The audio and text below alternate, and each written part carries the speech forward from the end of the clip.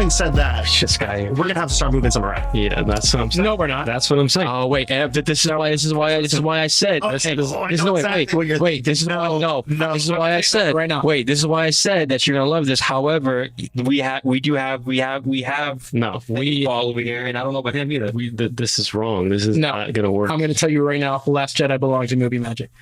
This is Wait, you said movie magic? Movie magic. Last Jedi belongs in movie magic. Last Jedi belongs in movie magic. I can get behind this. You really think that? Yes. I thought you were gonna go a completely No, I love The Last Jedi. I think Last Jedi is the best. It's my third favorite. it is the My best. third favorite Star Wars film. Bro, why were we discrediting them all so much? Because I think as a part of the trilogy, it's terrible.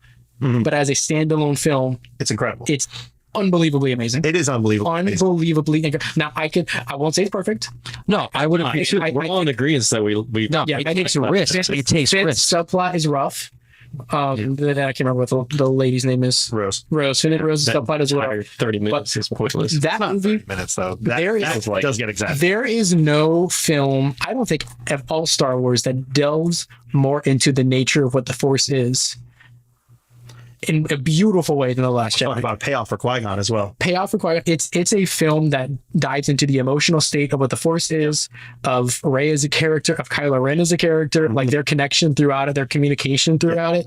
It's Force Dyad is a genius. it's a genius concept. It's very much a fresh take. It's a fresh take. It's very fresh and especially since Ryan Johnson is not a young filmmaker, but Yeah. he understands the young mindset. Yeah. And honestly, like it is very much a hopeful film, even for just the current world itself. So many chills at the end of this movie when the kid Yeah. is showing Luke Skywalker and he's playing with this thing, and then the guy comes out and he grabs the broom and he looks up to the sky with his rebel sign, and it says, you know what, if this one man can stand up to the entire First Order, what can I do? And it's just a representation And listen, of it and being here's the fans and playing with an action figure. And here's the thing, because like I am not as fond of Force Awakens, but I'll take Force Awakens to get Last Jedi, and it's like, oh, we're gonna set up some good stuff, and then it flatlines. Well, then again, what it does with Rey being a nobody.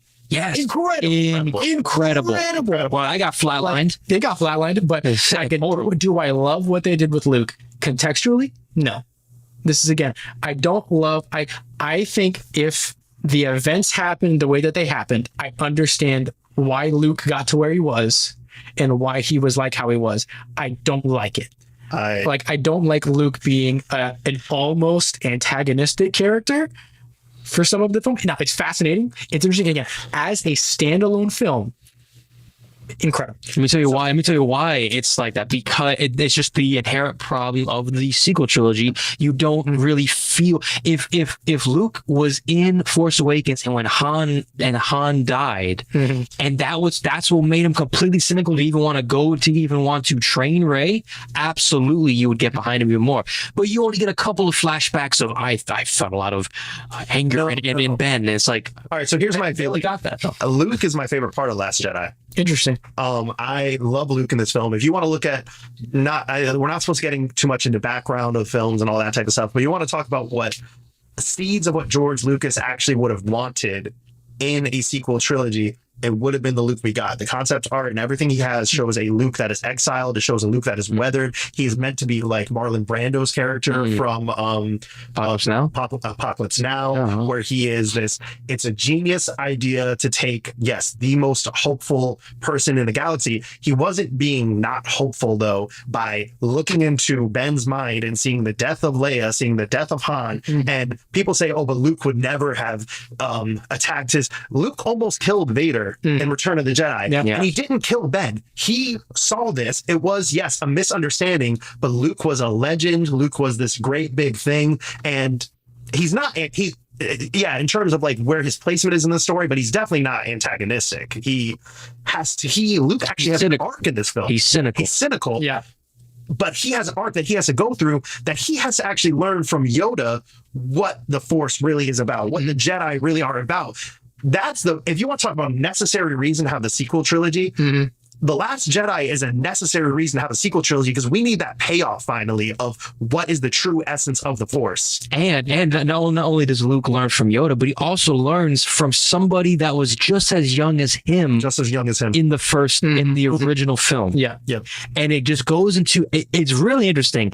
I gotta watch it again because what the message that Rian Johnson makes in that is incredible. That was one of the only films of my life that when I watched it in theaters, I walked out of the theater and I was like speechless. Yeah, absolutely. Absolutely. And I was so shocked to find out that people hated it so much.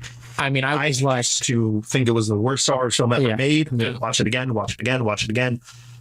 It just completely changes. And the notion of the idea that, Luke is supposed to be the legend, but that's not the way life goes. But he has to learn the most important lesson of failure. Of things aren't always going to go your way. Things aren't always going to turn out perfect. And Luke also, people give him Luke would never leave. He thought he was protecting his loved ones by leaving. He thought that he was the problem and that if he stayed around and if he kept fighting, then he would have caused more problems for them. And he just needed to go and die on an island. And it is everything on the island's great. Everything with Kylo Ren is great. Everything with Rey is great. And I just it's crazy because I just recently developed this brand new of the last two viewings. I was just this film is the sequels. Yeah. You want to talk about what's the purpose and what's the point of the sequel trilogy? It is this film. Yeah. And I get where Mark Hamill's coming from when he's talking about his character. I totally get the complaints for people who don't like this film initially. But I would say, let it sit with you, let it digest. And when you come to accept the film, it's an entirely different perspective. Yes. And Star Wars is meant to do this. This is what Star Wars is supposed to do. Yeah. I wholeheartedly agree with all of that. And I agree that this was the right choice given the story. I'm just man, I know it's sad. It's sad. It's sad. I wanted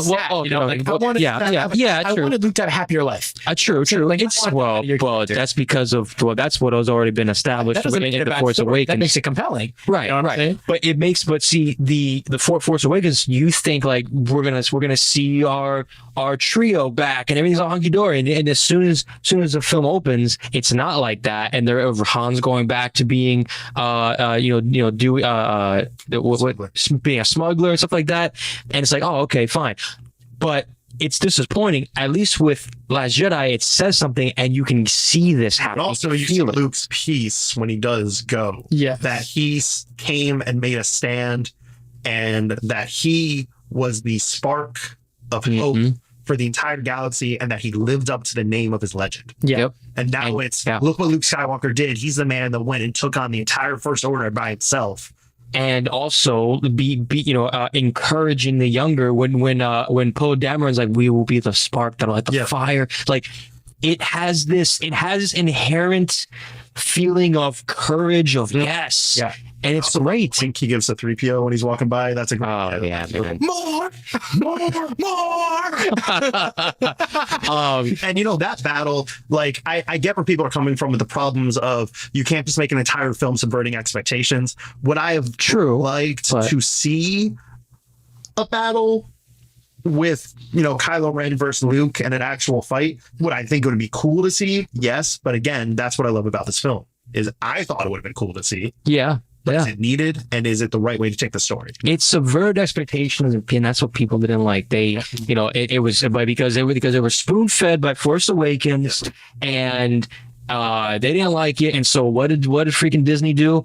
Let's go right back to the same thing, and just. So I will say this: all the cool stuff that we did. Yeah, absolutely. I will say this: that no, it doesn't. It's not good for your middle film to just completely derail everything that's being set up. However, a lot of the things that were being set up in Force Awakens was not really, it was dumb. Yeah. And so what he did was good. If anything, a lot of people are yeah, but Last Jedi, even if it's a great film, it didn't do its job as a middle film. I agree with that, but if anything, it elevates Force Awakens. And you know what? You could have just followed through with what was done. Yes. And it didn't ruin the trilogy. True. If anything, it turned the trilogy to the right direction. And what's great though is that with you finally get a middle film that could stand on its own though. Yeah. To an extent, or if anything, like you might need Force Awakens, so watch Force Awakens, and you watch A Last Jedi, and you could technically it wouldn't happen, but you could technically be done. That's impressive, okay? Because not every Attack of the Clones, even Empire to an extent, like you need the last film. Empire and Return need to go For together. sure. Yeah. I would say this though, you need Last Jedi with Force Awakens, Yeah, Well, yeah, he's got enough characters are, but but yeah. I think I do think Last Jedi elevates Force Awakens to me. Like if It you're does. watching It does. Yeah, watching yeah. these two To an together, extent, yeah. which I just did. I watched actually all three of them together, Nice. and it does elevate Force Awakens. Obviously, I like Force Awakens probably the most here, while recognizing the problems with it. But regardless, I don't know. The film movie magic. Justin, what do you think? Any thoughts? I don't think it's movie magic, but I don't think I also would agree it's not movie magic. So either. here's my I thing. put it in movie magic. If we're talking about what we're looking at here with what we have already established and where it can possibly go now, I'm putting it in movie magic. However, I would move one of the other films in my collection. I would put Last Jedi in my collection and move up New Hope to movie magic. I would move up A New Hope to movie magic. However, it could look nice. One film of the originals, one of them. See, if we had to switch one, I would put Rogue One in movie magic and put it in my collection. But guys, The Last Jedi is Difficult. so good. no, it's not that. It's just like and it's the good flick that screwed me up, because if we had if we had Phantom and Attack at Not a Fan, no issues. Last Jedi goes we're not done yet. Last Jedi goes in my collection. New Hope goes up top. Oh, I see. All right. We might need to do a rearrangement here. No, hold on. Let's not be hasty. Let's finish the list and then we'll see if it Because is. there ain't no way I'm letting one of those films be in the bottom tier. Because Yeah, no, Okay, that's okay, fair. no, you're right. You're the right. thing about The Last Jedi, why I would put it above Rogue One, is because it does so much more for the lore Yeah. of the Force and of the Jedi. And paying off for something from episode one that we never would have gotten otherwise. The sequel trilogy. True, but it is not the original trilogy, nor is it a Revenge of the Sith. I'm up there with that as well. I would personally put it behind A New Hope and Return of the Jedi. And it's just so hard for me with Rogue One because I get where everyone's coming from with their love of the film. I think it's just not there for me. It's just not as much of a love in that film. So listen, if we put Last Jedi in movie magic, I will be content with movie magic and in my collection. The bottom two, I could see some rearrangement. I would say movie magic would be Empire, Revenge, and New Hope. In my collection is Return of the Jedi, Rogue One, Last Jedi. That's pretty much perfect.